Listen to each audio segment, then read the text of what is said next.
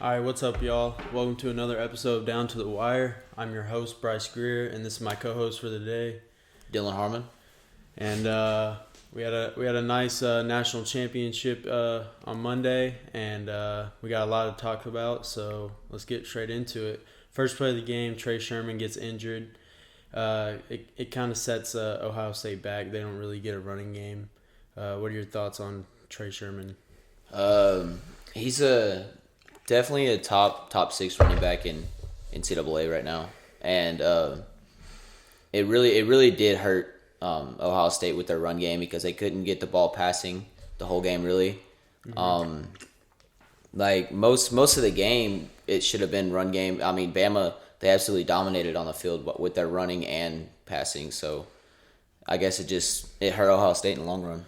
Yeah, it did. I mean, Fields didn't play too great. He only passed for 194 yards, 1 touchdown. He missed a lot of wide open receivers where maybe if you had a Trey Sherman, you might have could have ran on first down, maybe even second and short. But with Trey Sherman out and you're down most of the game, I mean, you kind of have to pass the ball a lot. And Justin Fields not playing too great that game was ultimately kind of hurt Ohio State for sure. I mean, anytime you lose a player like Trey Sherman, you're gonna get hurt by that. So yeah, speaking into Justin Fields, he didn't play as good as he did against Clemson, and they needed him to play great against Alabama to even have a chance. What do you have to say about that? Well, Ohio State, like we were talking about earlier, Ohio State's definitely a top 4 team. Mm-hmm. But really, honestly, to play against Alabama, I mean, I honestly didn't think they really had Ohio State had a chance at the beginning of this game. Yeah. Honestly, because of Bama's they've been good. They've won, 7 championships the last 13 years? Yeah, something like Nick that. Saban, yeah. Yeah. And Ohio State just didn't think they would have to play as hard as they need to win this game. Yeah. Honestly. I just knew going into this game that Justin Fields would have to play as good as he did against Clemson for Ohio State to even have a chance. But I think even if he played as good as he did against Clemson, they still would not have won this game or even been that close, Exactly. honestly. Yeah. So let's go into Alabama offense and Steve Sarkisian. Alabama offense, Mac Jones, 464 yards, 5 touchdowns. Devontae Smith absolutely went ballistic, 12 receptions for 215 yards, 3 TDs, and that's only in the first half because he got hurt very beginning of second half.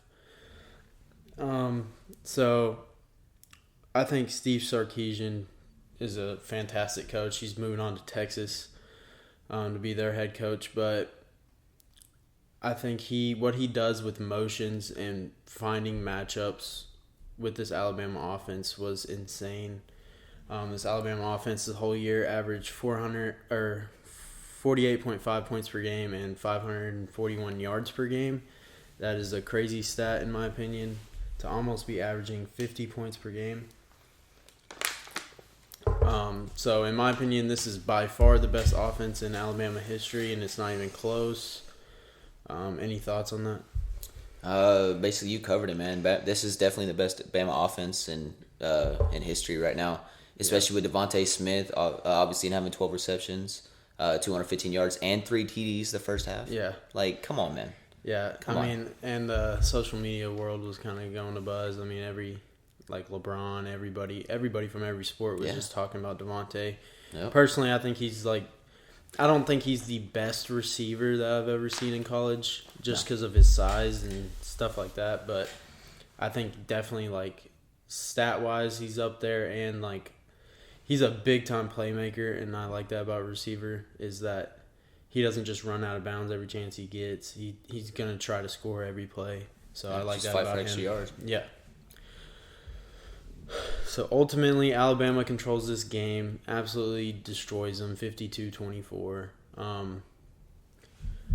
And I didn't think it was going to be that much of a blowout, but you did? You thought it was going to be a blowout? Once once I heard that some of the players are going to be on, like some key players are going to be on the COVID list, right? Yeah. Once I heard that and seeing Ohio State and Alabama going at it, I could tell just within the first drive of Bama, like, this was going to be a blowout only because they scored within, like, 4 plays? 5 plays? I think their first drive, it was like an 8-play drive, but it was like first down after first down. Exactly. It wasn't like a... Exactly. And they could not stop their run. They could not stop Devontae Smith at all. And,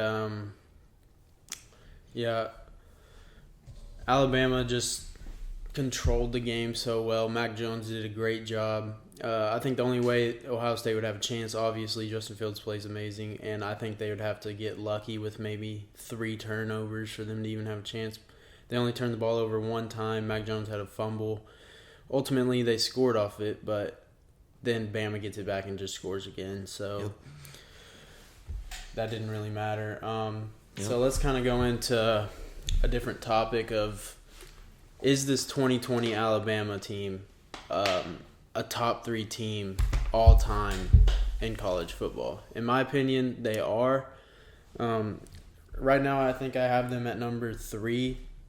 I would put the 2019 LSU team first. I mean, they played 6 top 15 teams, and they absolutely destroyed everyone. Their closest game was like 4 points, and it was early in the season against Auburn. They had an average margin of victory of 38.7, so in my opinion, that was the best team in college football of all time. And then I have the 0-1 Miami Hurricanes. They had, I think it was 6 first-round picks that year or something? Yep. 6 round. 6 and first round. That was insane. They played 5 top 15 teams, and then I have this year Alabama team. They played 5 top 15 teams again. And again, they averaged 48.5 points per game. Definitely this Alabama offense and the 2019 LSU offense are kind of on par. I'd probably say the LSU offense was a little bit better, though. Yeah. So, yeah, that's my list. 2019 LSU, 0-1 Miami, and then 2020 Alabama. For me, I'm going to have to put 0-1 Miami above 2019 LSU. Yeah. Only because of the 0-1 Miami Hurricanes. They played good all year. The whole season. They played good. Yeah, they didn't really have a close game at all. No, they didn't. I remember one time they played I think it was the number 13. They played Washington. Yeah, they were the number 13 team in the nation, and they beat them 65-7. They absolutely obliterated the number 13 team in the nation. Yeah, that's insane, man. That's why it's basically similar to your list, but I'll put 0-1 Miami, LSU, and then Alabama third. Yeah, I respect it. And then last thing we're going to talk about today is just, should the college football playoff get expanded, whether that be 8 teams or 16 teams? Personally, I think it does need to get expanded because right now, the college football playoff does not give any non-Power 5 school even a chance to get in, because think about this year, Cincinnati goes undefeated, right? They're absolutely destroying people, and they're playing in the AAC, which really isn't a terrible conference at all.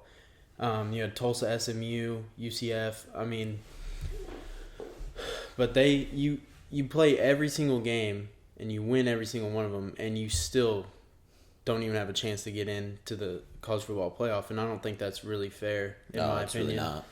So, in my opinion, I think it should go to get moved to 8 teams, because I think 16 would be too much, and you'd be playing way too many games. Yeah, I mean, the NFL has 14 right now, and this is the most they've had in the playoffs.